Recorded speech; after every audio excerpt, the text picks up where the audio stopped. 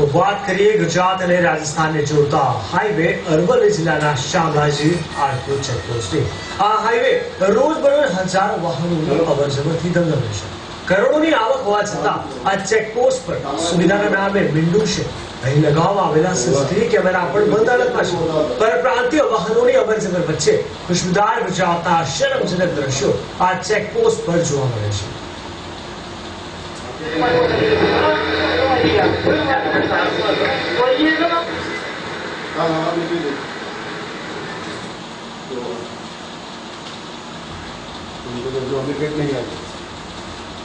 હવે વાત કરીએ ગુજરાતની મહત્વની ગણાતી ચેકપોસ્ટ આરીસના અને સામગ્રીયાની। આ ચેકપોસ્ટ પરથી હજારો વાહનોની અવરજવર થાય છે।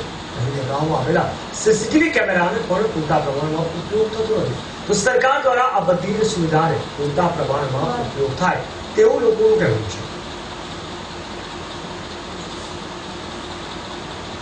એક તરફ રાજ્ય સરકાર ચેકપોસ્ટોને આધુનિક અને નવીનીકરણ કરવાનો દાવો કરી રહી છે, ત્યારે બીજી તરફ સચ્ચાઈ એ છે કે આવી ચેકપોસ્ટો પર અત્યારની પણ જે સુવિધાઓ છે તે સુવિધાઓ પણ પૂર્ણ રીતે ઉપયોગ થઈ શકતી નથી।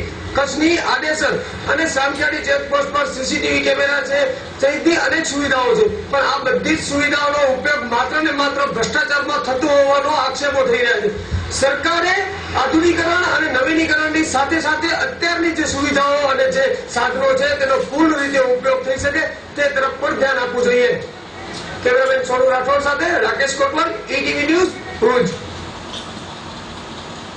હવે વાત કરીશું ગુજરાતની બોર્ડર પર આવેલી તાપી જિલ્લાની સોનગઢ ચેકપોસ્ટની। આ ચેકપોસ્ટ પરથી સુરત અને નવસારી તરફ જતા હજારો વાહનો પસાર થાય છે, જેમાં વાહન ચાલકો પાસેથી કરોડોની સંખ્યામાં સરકાર દ્વારા ટેક્સ વસૂલવામાં આવે છે, પરંતુ અહીં કનેક્ટિવિટીના અભાવે વાહન ચાલકોએ ભારે મુશ્કેલીનો સામનો કરવો પડે છે।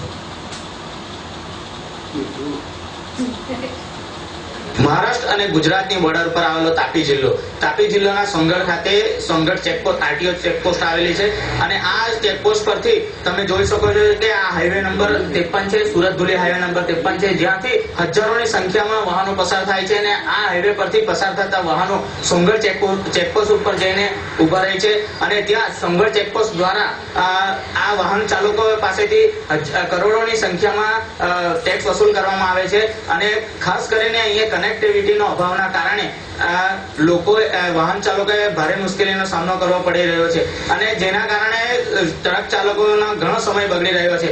જ્યારે ગુજરાત સરકાર દરેક ચેકપોસ્ટનું આધુનિકીકરણ કરવા જઈ રહી છે, ત્યારે સરકારે ખાસ કરીને આવી નાની નાની બાબતો ઉપર ખાસ ધ્યાન આપવું જોઈએ, જેથી કરીને વાહન ચાલકોને પડતી મુશ્કેલી દૂર થાય। ત્યારે સાચા અર્થમાં એમ કહી શકાય છે કે ચેકપોસ્ટનું નવીનીકરણ થયેલું ગણાશે। નરેન્દ્ર ભુવેચિત્રા, ઈટીવી ન્યૂઝ, તાપી।